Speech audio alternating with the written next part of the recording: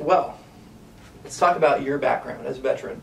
Okay. How has that helped you in the real estate industry, and how has that kind of shaped your goals as far as what you want to accomplish within real estate? Okay, in real estate, as a veteran, so I did 2 tours in Iraq. As infantry, good times, bad times. But the one thing I learned was that you can't take a whole entire country over.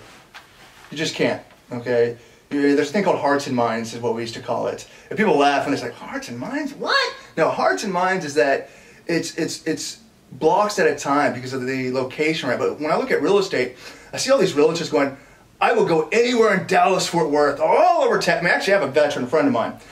He will fly to Fort Bliss, Texas. He lives in San Antonio. He'll go down to the south tip of Texas, all the way up to Dallas to sell a home.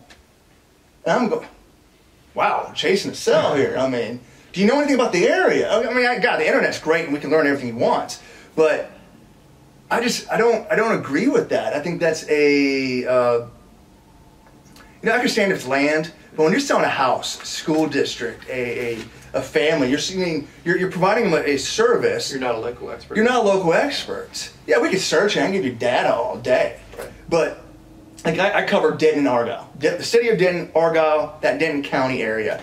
You know, if somebody calls me from Plano, Frisco, want me to sell their house, yes, I can list their house. Would I? Probably, more likely. But if they want me to help them buy a house in that area, like buy it, right, I don't have interest. Right. I'm going to refer them out.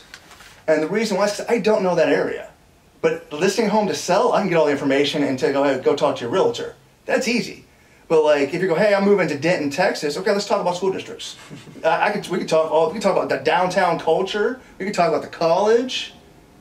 Same thing with Argyle and the growth and explosion. That's just how I look at it. You can't, So going back to the veteran theme of this is that in Iraq, I was in Baghdad, but we had the Alawiyah district. That's what we concentrated on. Yeah. We didn't sit there, go all the way 4 hours north, or 2 to 4 hours north to freaking Mosul. That made 0 sense. The reason why I say 2 to 4 hours is how fast are you driving? That's another story. So, and then you got IEDs, and we can get all in detail in Iraq. But that's the kick is you got to know your geographic area. You got to know what the populace, what you're selling, the community.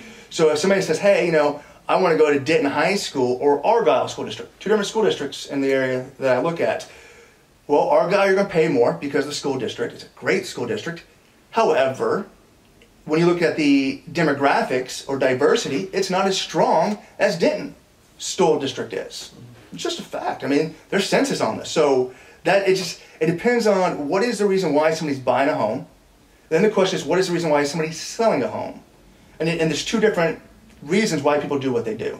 And so in the military, you learn both sides of it. And so when I'm sitting there talking to a seller was selling their home, well, what's the buyer thinking? Well, I'm thinking from a buyer perspective. In the Army, we call that red teaming. If I'm helping somebody buy a home, why do they accept our